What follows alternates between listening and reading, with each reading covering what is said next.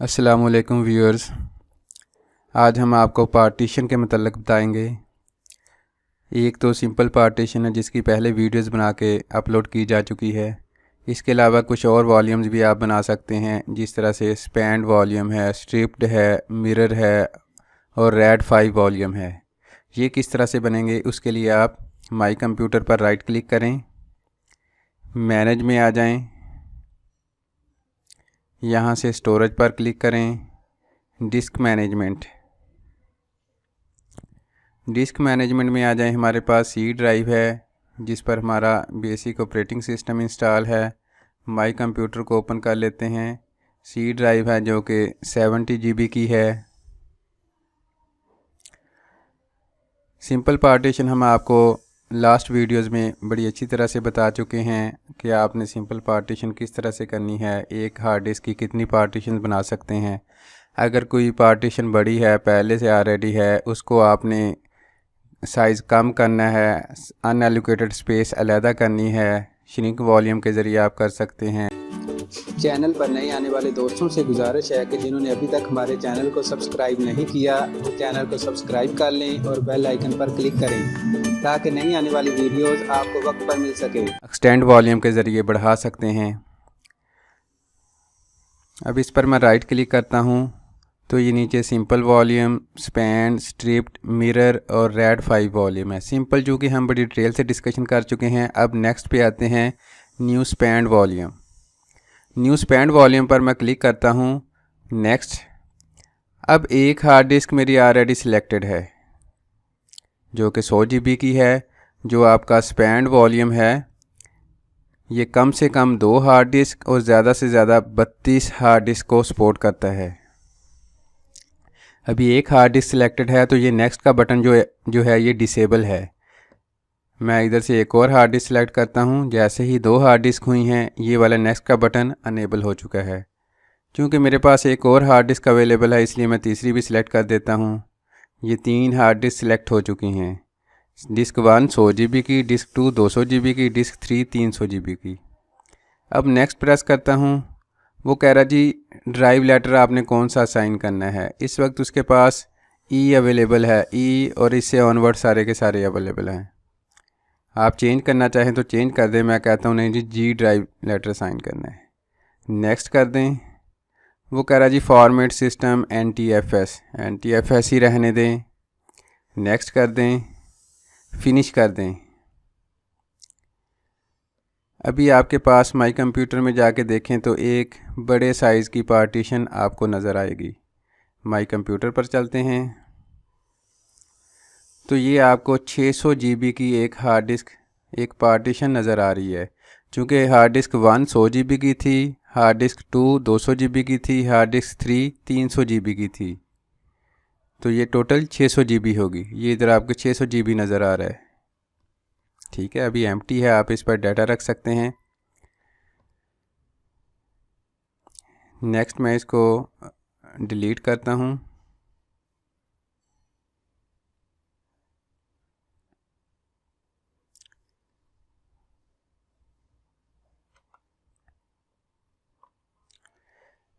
Next करता हूँ, spend volume हमारा हो चुका है। अब मैं स्ट्रिप्ड वॉल्यूम करता हूँ। नेक्स्ट करें। स्ट्रिप्ड वॉल्यूम में क्या है जी, एक हार्ड डिस्क सिलेक्टेड है, डिस्क 1 100 GB की, लेकिन नेक्स्ट का बटन डिसेबल है। स्ट्रिप्ड वॉल्यूम में भी आप कम से कम 2 हार्ड डिस्क लगाएं। दूसरी को ऐड करता हूँ, ये नेक्स्ट का बटन अनेबल हो गया। ज़्यादा से ज़्यादा ये 32 हार्ड डिस्क को सपोर्ट करता है। तीसरी भी ऐड कर देता हूँ चूँकि हमारे पास 3 इस वक्त अवेलेबल हैं। नेक्स्ट करता हूँ। वो कह रहा जी ड्राइव लेटर ई है या अपनी मर्ज़ी का देना चाहें दे दें, मैं F दे देता हूँ। नेक्स्ट करता हूँ। फॉर्मेट सिस्टम NTFS ही रहने दें। नेक्स्ट कर दें, फिनिश कर दें।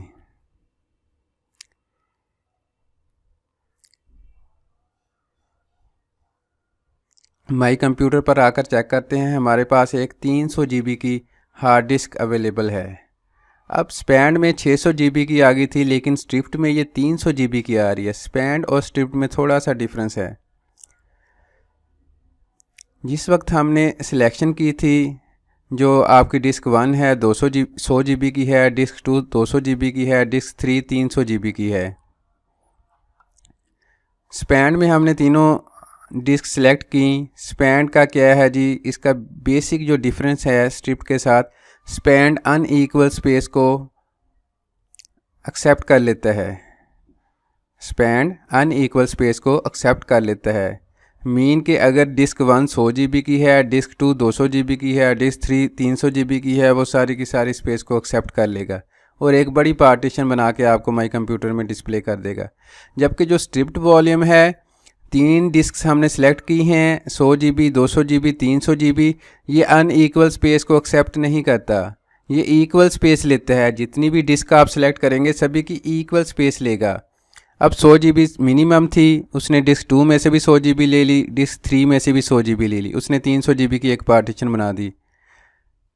अब चूंकि 100 GB की तो वो बढ़ा नहीं सकता, लेकिन बड़ी डिस्क में से स्पेस को कम कर सकता है, कम स्पेस यूटिलाइज कर सकता है, इसलिए उसने तीनों में से 100 GB ले ली। स्ट्रिप्ड और स्पैन का ये बुनियादी फ़र्क है। इधर चेक करते हैं, 300 GB की हार्ड डिस्क हमारे पास अवेलेबल है। नेक्स्ट आ जाएं जी, इसको फिर मैं डिलीट करता हूँ चूँकि हम जस्ट टेस्टिंग पर्पज़ के लिए क्रिएट कर रहे हैं। इस पर राइट क्लिक करता हूँ, स्पैन वॉल्यूम हो चुका है, स्ट्रिप्ड वॉल्यूम हो चुका है। अब मिरर वॉल्यूम पर क्लिक कर दें। नेक्स्ट, एक हार्ड डिस्क ऑलरेडी सिलेक्टेड है, एक हार्ड डिस्क को मैं और सिलेक्ट कर लेता हूँ, डिस्क 3 सिलेक्ट कर लेता हूँ। अब नेक्स्ट का बटन अनेबल हो चुका है। मिरर का क्या है जी, ये मिनिमम 2 हार्ड डिस्क लेता है और मैक्सिमम भी 2 हार्ड डिस्क लेता है। चूँकि दूसरी जैसे ही हार्ड डिस्क सिलेक्ट हुई है, ये ऐड का बटन डिसेबल हो चुका है। अब हम कोई और हार्ड डिस्क सिलेक्ट नहीं कर सकते। मिरर वॉल्यूम में मिनिमम 2 हार्ड डिस्क और मैक्सिमम भी 2 हार्ड डिस्क। नेक्स्ट करता हूँ। ड्राइव लेटर का कह रहा है ई है, डिफ़ॉल्ट है, रहने दें। फॉर्मेट सिस्टम NTFS है, नेक्स्ट कर दें, फिनिश कर दें।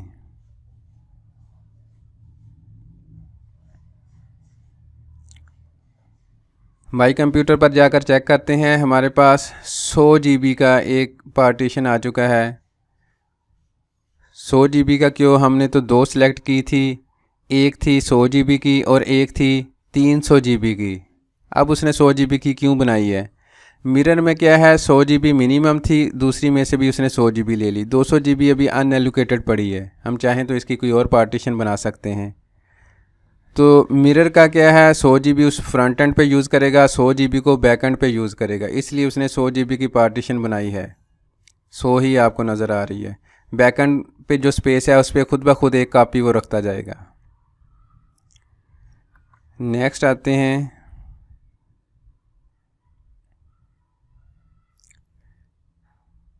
इस पर मैं राइट क्लिक करता हूं। अब हमारे पास है new RAID 5 volume. RAID 5 volume, इस पर क्लिक करता हूं, नेक्स्ट करता हूं। ये एक हार्ड डिस्क ऑलरेडी सिलेक्टेड है, ठीक है। ये नेक्स्ट का बटन डिसेबल है। जब तक इसकी मिनिमम रिक्वायरमेंट पूरी नहीं होती हार्ड डिस्क सिलेक्शन की, तो ये वाला बटन अनेबल नहीं होगा। मैं एक और हार्ड डिस्क सिलेक्ट ऐड करवाता हूँ। 2 हार्ड डिस्क ऐड हो चुकी हैं, लेकिन ये अभी भी डिसेबल है। तीसरी हार्ड डिस्क ऐड करवाता हूँ। 3 हार्ड डिस्क ऐड हो चुकी हैं, अब ये अनेबल हो चुका है। तो RAID का जो है ये मिनिमम 3 हार्ड डिस्क लेता है और मैक्सिमम 32 को सपोर्ट करता है, ठीक है जी। नेक्स्ट करता हूँ। ड्राइव लेटर का कह रहा है ऑप्शनल है, आप चाहें तो चेंज कर दें, चाहे तो यही रहने दें। मैं इसको J कर देता हूँ। नेक्स्ट, फॉर्मेट सिस्टम NTFS है, रहने दें, नेक्स्ट कर दें, फिनिश कर दें। RAID 5 जो वॉल्यूम है ये विंडो सर्वर 2008 पर ही बनता है। क्लाइंट ऑपरेटिंग सिस्टम जैसा कि window 7, window 10, window Vista, XP वगैरह है, उन पे RAID 5 इम्प्लीमेंट नहीं होता। RAID 5 आप नहीं बना सकते। RAID 5 बनाने के लिए विंडो सर्वर ऑपरेटिंग सिस्टम होना ज़रूरी है। तो अभी ये प्रोसेसिंग कर रहा है। जैसे ही ये मुकम्मल होती है इसकी प्रोसेसिंग, तो हम माई कंप्यूटर पर जाकर चेक करते हैं। माई कंप्यूटर पर जाकर चेक करते हैं। लें जी, हमारे पास ये न्यू वॉल्यूम J आ चुका है, जिसमें हमने 3 डिस्क सिलेक्ट की थी। डिस्क 1 डिस्क 2 डिस्क 3 जिसमें से 100 GB उसने सिलेक्ट कर लिया है। अब डिस्क 2 का 100 GB अनएलोकेटेड है, डिस्क 3 का 200 GB अनएलोकेटेड है। ये इक्वल स्पेस को एक्सेप्ट करता है, लेकिन 3 डिस्क में से 100 GB लेने के बाद इसने हार्ड डिस्क जो हमारी पार्टीशन बनाई है, पार्टीशन इसने 200 GB की बनाई है। रेड 5 जो है ये 1/3 हिस्सा बैकअप के तौर पर यूटिलाइज़ करता है। तो जो बैकअप का उसने 1/3 हिस्सा रखा है, वहाँ से डाटा की रिकवरी हो सकती है। Thanks for watching videos.